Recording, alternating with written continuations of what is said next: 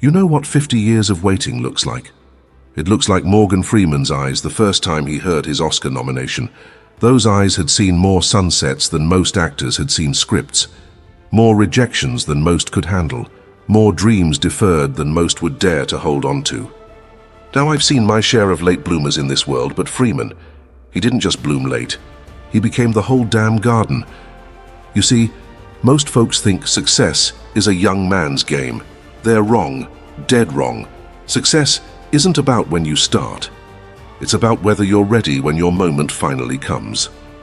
2,000 years ago, a Roman philosopher named Seneca wrote something that might as well have been about Morgan Freeman. Life is long if you know how to use it. And let me tell you something. Nobody, and I mean nobody, has known how to use time better than the man who found his voice at 52. Welcome to Rise Stoically, where ancient wisdom walks in modern shoes. Now, you might think you've heard every success story Hollywood has to offer. Think again. What we're about to unpack here isn't some fairy tale about overnight success. It's not about luck, and it sure ain't about being in the right place at the right time. This is about something deeper, something that runs through your veins like old whiskey, slow burning but worth every second of the wait. Today we're going to walk through 12 principles that Seneca carved into stone 2 millennia ago. Principles that Morgan Freeman didn't just memorize. He lived them, breathed them, turned them into gold. And if you listen carefully, real carefully, you might just hear your own story echoing in these halls of wisdom. See, this ain't just about how a mechanic from Mississippi became the voice of God. It's about how every single one of us carries greatness inside, waiting for the right moment to emerge. And timing. Well, timing's just patience dressed in working clothes. Let me tell you how a man who spent half a century preparing for a moment he had no guarantee would ever come, became living proof that it's never too late for greatness to find its voice. 1. Time is the only true wealth. Let me tell you something about time that most folks never understand. Time ain't just numbers on a clock. It's like a river. You can fight against it and drown, or you can learn to swim with it and let it carry you places you never dreamed of reaching. Morgan Freeman spent 9 years in the Air Force, fixing planes while Hollywood was busy making other men famous. Most people would look at those years like a rancher looks at barren land, nothing but waste. But Freeman, he was mining gold in that desert. Every bolt he tightened was teaching him precision. Every plane he fixed was teaching him patience. These weren't detours on his road to success. They were the road itself. You want to know what real investment looks like? Picture a man in his 40s, standing in the back of crowd scenes, saying maybe one line, maybe none. From 1964 to 1967, Freeman was as invisible to Hollywood as morning dew on desert sage. Then came a decade of theater work, playing to houses so empty you could hear your own heartbeat echo off the back wall. But here's the thing about Freeman that Seneca understood 2,000 years ago. He wasn't spending time. He was investing it. Every line delivered, every gesture perfected, every emotion conveyed. These weren't just practice runs. They were deposits in a bank that would one day pay dividends no Wall Street trader could imagine. When Street Smart finally came calling in 1987, Freeman wasn't just ready. He was inevitable. That Academy Award nomination wasn't luck kissing his cheek. It was compound interest on decades of dedication. 2. Serenity in chaos. Now let me paint you a picture of true power. It ain't about muscle and it sure ain't about volume. It's about being the eye of the hurricane, the quiet center while the world spins crazy around you. In 2008, Freeman's car flipped more times than a short-order cook flips pancakes on a Sunday morning. Doctors looked at his left hand and said he'd never use it again. Most folks would have let that break them. Not just their body, but their spirit too. Know what Freeman did? He kept moving forward, quiet as mountain snow. But this serenity of his? It goes deeper than dealing with physical pain. Watch any Freeman interview. That calm he carries ain't something you can buy in a bottle or learn in some weekend retreat. It's what Seneca meant when he wrote, "The greatest power is power over oneself." In an industry that feeds on drama like coyotes on rabbits, Freeman chose something different. Peace. When others were shouting about racial barriers in Hollywood, and Lord knows they had reason to shout, Freeman took a different trail. The best way to guarantee a loss is to quit, he'd say, voice steady as an old oak in a storm. When he played God in Bruce Almighty, that wasn't just casting, that was recognition. Hollywood finally saw what some of us had known all along. True authority doesn't need to raise its voice. True power sits quiet, like a mountain lake at dawn. 3. Simplicity is sovereignty. You know what's funny about true greatness? It's quieter than most folks expect. While Hollywood types are busy building mansions that look like small countries, Morgan Freeman's out in Mississippi, tending to his bees. That's right, bees. The man who's played God more times than anyone else finds his peace in a beekeeping suit, humbler than a farmer's prayer for rain. Seneca wrote, "It is not the man who has too little who is poor, but the man who craves more." Now Freeman doesn't just quote that wisdom, he lives it like breathing.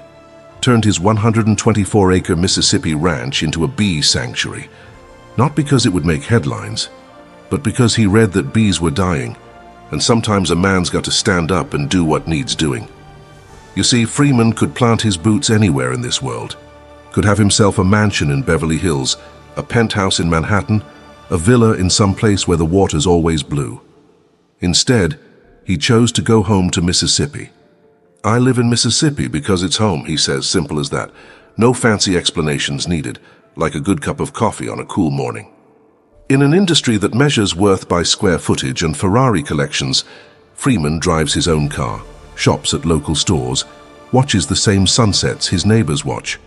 That's what Seneca meant when he said, "The great blessing of simplicity is that it takes the emphasis off ourselves and places it where it belongs." For wisdom comes through experience. Let me tell you something about wisdom that they don't teach in any school.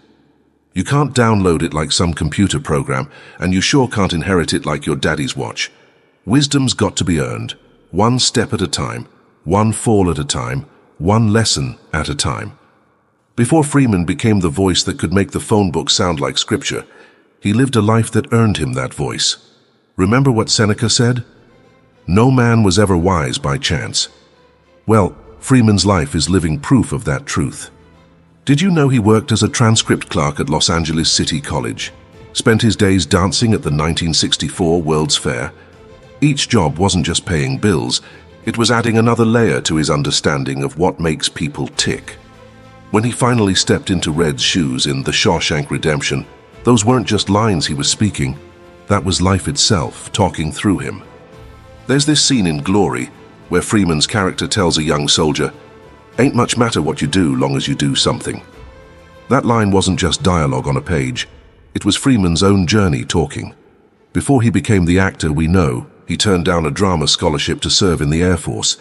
Some folks called him crazy, but Freeman knew something they didn't. Some lessons can't be taught in any classroom ever built.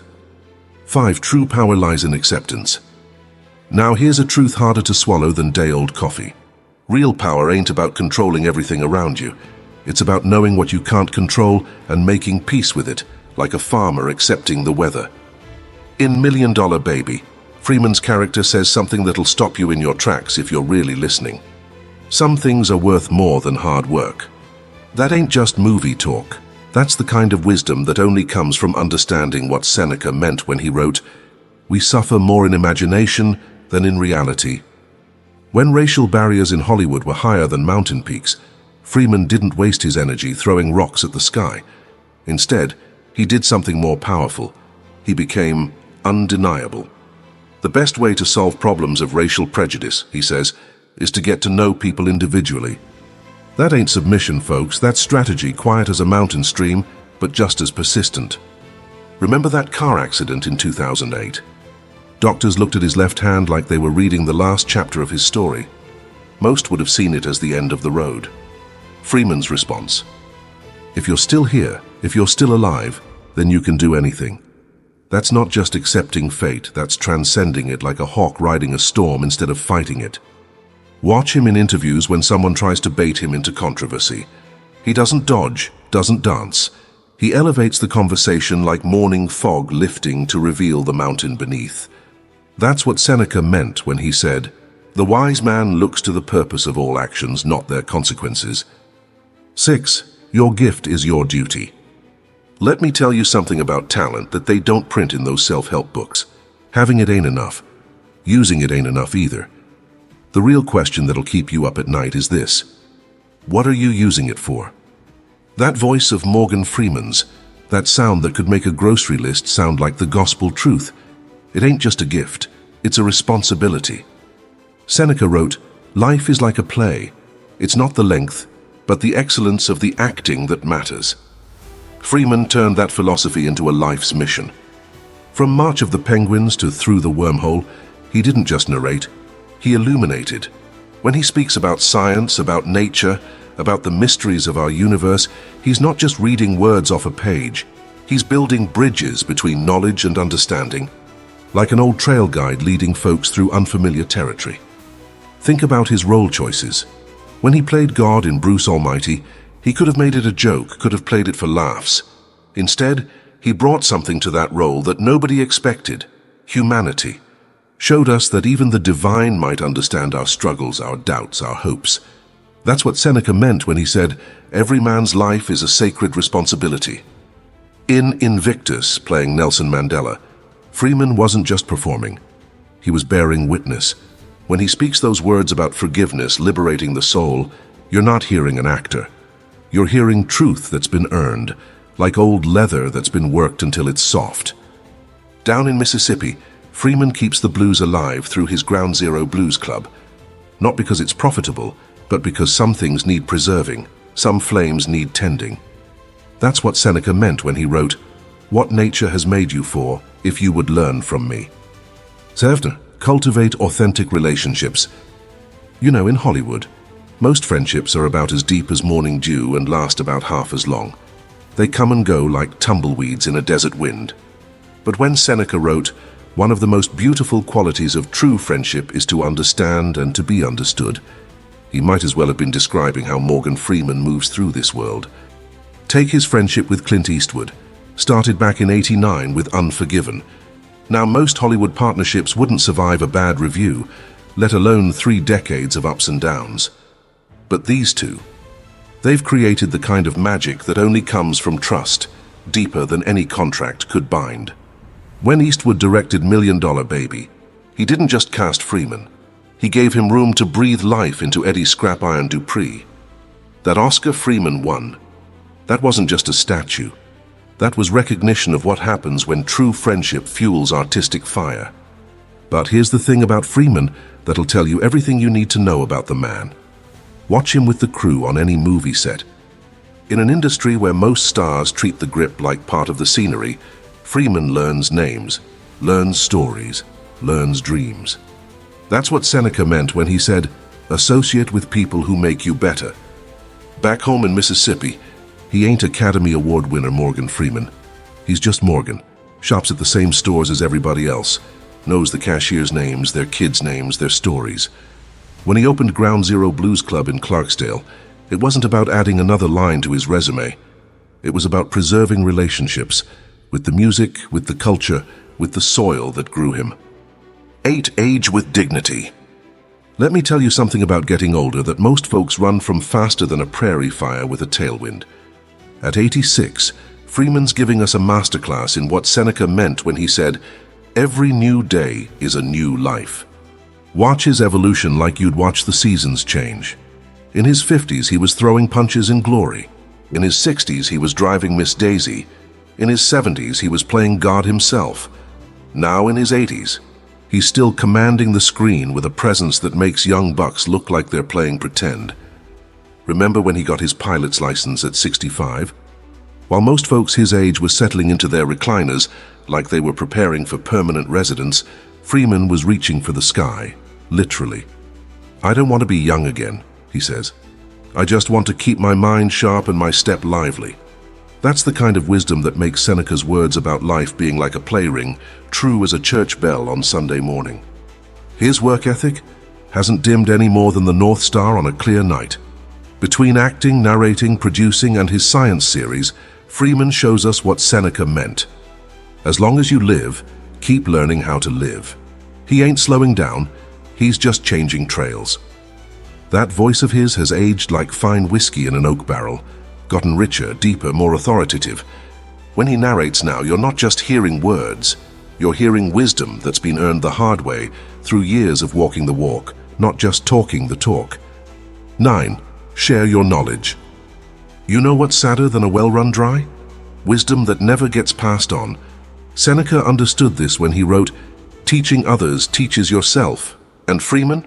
Well, he turned his whole life into a lesson for anyone wise enough to pay attention. Take Through the Wormhole. Now, most actors with Freeman's standing would have laughed their way right past a science show. Too much work, not enough glamour. But Freeman saw something different, saw a chance to make the mysteries of the universe as clear as spring water to folks who might never pick up a physics book. For 8 seasons, he didn't just narrate. He guided us through the fabric of reality itself, from quantum physics to consciousness, from the birth of time to the death of stars. That ain't just television, folks. That's what Seneca meant when he said, "Men learn while they teach." But it goes deeper than that, like an old well reaching down to hidden springs. Watch him with young actors. No grand speeches, no, "Let me tell you how it's done." Instead, he shares stories about his failures, his doubts, his long walk to success, like an old trail guide marking the dangerous paths so others might avoid them. Even his environmental work carries this spirit of teaching. When he transformed his ranch into that bee sanctuary, he didn't just do it quiet-like. He went on every major network, talking about why bees matter, making complex environmental issues as clear as a mountain stream. That's what Seneca meant by, "The greatest good is what benefits others." 10. Maintain humility. Now here's something that'll make you scratch your head harder than a dog with fleas. A man who's played God more times than most folks go to church, whose voice is more recognized than most presidents, still introduces himself as just a storyteller. That ain't false modesty, folks. That's what Seneca meant when he wrote, "The higher a man is, the more humble he should be." Watch Freeman between takes on any movie set. He's not hiding in some fancy trailer. He's out there with the crew, learning their names, hearing their stories, being as normal as rain in April. Let me tell you something about real humility. It happened on the set of Bruce Almighty, young production assistant, nervous as a long-tailed cat in a room full of rocking chairs, spilled coffee all over Freeman's script. In Hollywood, that's usually a career-ending move faster than a rattler's strike. But Freeman, he helped clean up the mess, then spent 10 minutes telling the kid about his own mishaps when he was starting out. Even with his environmental work, he doesn't preach from some high mountain. He just does the work. Spent millions turning his ranch into a bee sanctuary, but you won't hear him bragging about it. As Seneca taught, true happiness is to enjoy the present, without anxious dependence upon the future. Ask him about his achievements, and he'll talk about luck and timing. Ask him about his talent, and he'll credit his teachers and co-stars. In an industry where folks take credit for the rain and the sunshine both, Freeman keeps his private life as quiet as a desert night. 11. Face your fears. Let me tell you about real courage. It's not about being fearless.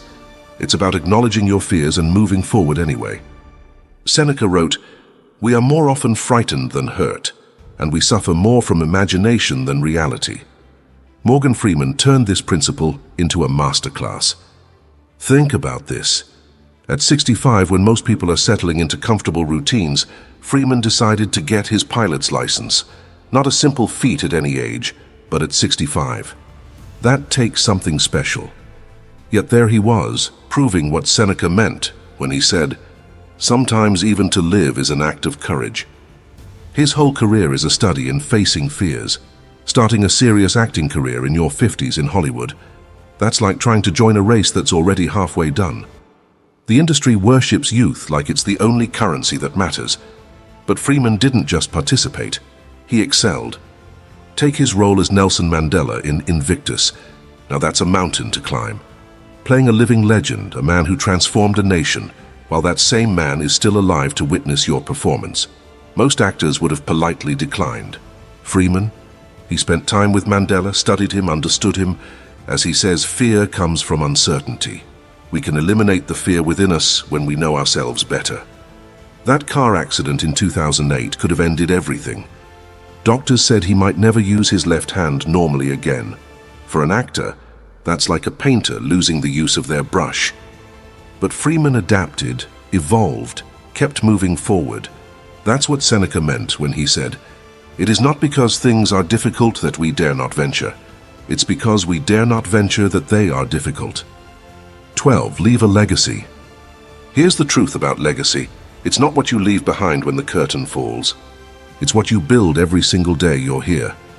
Seneca wrote, "The whole future lies in uncertainty. Live immediately." And Freeman? He's been building his legacy one careful brick at a time. Look at Revelations Entertainment, his production company. It's not just about making successful movies. It's about telling stories that need to be told, giving voices to those who've been silent too long.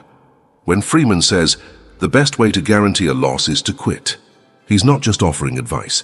He's sharing a philosophy that's guided his entire career. His work in Mississippi isn't just about comfort or convenience. It's about showing that success doesn't mean forgetting where you came from. Ground Zero Blues Club? It's preserving a piece of American cultural history. The Bee Sanctuary? It's fighting for environmental preservation. These aren't just projects, they're investments in the future.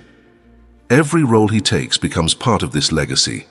From driving Miss Daisy to The Dark Knight, from Glory to Million Dollar Baby, each performance isn't just a job well done.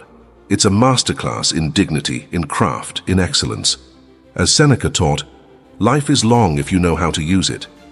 But perhaps his greatest legacy is the path he's carved for others. In an industry that often seems impenetrable, Freeman showed that talent, dedication, and dignity can still prevail. He proved that it's never too late to chase your dreams, never too late to reinvent yourself, never too late to make a difference. You know, as we wrap up this journey through wisdom, both ancient and modern, I want you to consider something. We've walked through 12 principles that have stood the test of time, from the streets of ancient Rome to the bright lights of Hollywood. But this isn't just about Seneca, and it sure isn't just about Morgan Freeman. This is about you.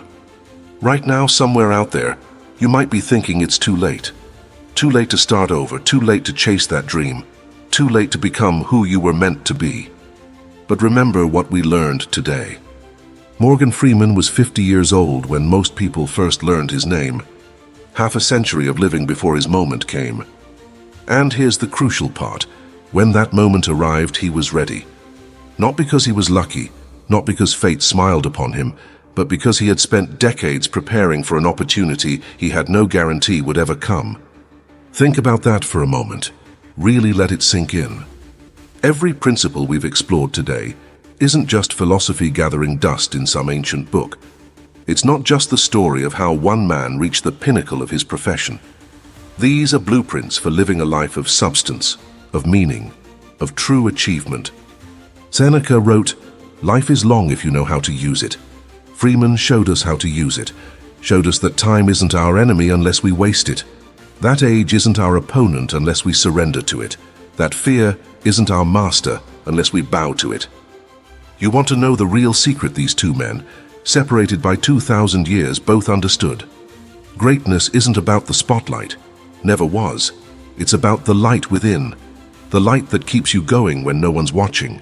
The light that pushes you forward when everyone else has given up. So here's what I want you to do right now. Not tomorrow, not next week, right now. Take out your phone, your tablet, whatever you're watching this on. Hit that subscribe button, but don't stop there, that's too easy. We're building something here at Rise Stoically, something bigger than likes and subscribers. We're building a community of people who understand that true success isn't measured in dollars or followers, but in the depth of your character and the strength of your resolve. Share your story in the comments below. What principle resonated most with you? What battle are you fighting right now? What wisdom are you seeking? Because somewhere in this community, someone else is fighting the same battle, seeking the same wisdom, needing the same encouragement. Next week, we'll explore another giant who walks among us, carrying ancient wisdom in modern shoes. You won't want to miss it, because this journey we're on, it's not just about learning, it's about becoming. Remember what Morgan Freeman taught us. Success isn't about arriving somewhere. It's about becoming someone worthy of the gifts you've been given, someone capable of leaving a legacy that matters.